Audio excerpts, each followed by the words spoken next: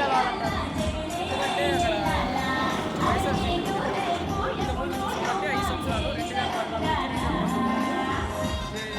Telugu Desam party ఎవరికి ఏ చేయలేదు, ఎవరికి ఏ పథకాలు అందలేదు. ఇప్పుడు జగన్మోహన్ రెడ్డి వచ్చి 5 సంవత్సరాలు ఎన్నో 2 సంవత్సరాలు కరోనా పోతే 3 సంవత్సరాలు ఎంతో అభివృద్ధి చేశారు.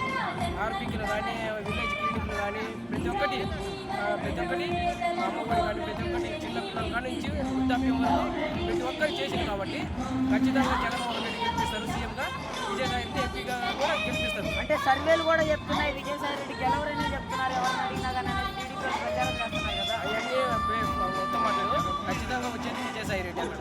ఏంటంత నమ్మకం ఎలా ఉండేది జగనన్న కదా, జగనన్న చూసే చేస్తారు.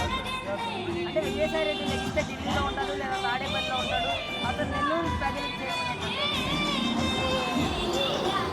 నెల్లూరులో నిలబెడుతున్నాం కాబట్టి ఇక్కడ ఇప్పుడు 5 సంవత్సరాలు ఇక్కడ ఉండి పరిపాలన ఇక్కడ నుంచి చేసి నెల్లూరు ఇంకా అభివృద్ధి పడుతుంది. గెలవడం మటుకు ఖాయమంటారు. ఖచ్చితంగా విజయసాయిరెడ్డి గెలుస్తుంది. మరి ఇప్పుడు టీడీపీ క్యాండిడేట్ ఎంపీ క్యాండిడేట్ ఎవరినో కూడా ఇంకా అనౌన్స్ చేయలేదు. మరి ఒకవేళ గట్టి క్యాండిడేట్ నిలిపితే విజయసాయి రెడ్డి పరిస్థితి ఏంటంటే గట్టి క్యాండిడేట్ ఇప్పుడు జగనన్న అన్ని చూసి అక్కడ విజయసాయిరెడ్డి పెట్టింది. ఇంతకుముందు అనిల్ కుమార్ యాదవ్ అక్కడికి పంపించాడు నరసరావుపేటకి. ఇక్కడ ఇప్పుడు ఆయన నెల్లూరు ఎవరైతే తట్టుకోగలరో అందుకు విజయసాయిరెడ్డి పంపించాడు. విజయసాయి రెడ్డి గారికి ఆ సత్తా ఉందంటారా? ఖచ్చితంగా ఉంది.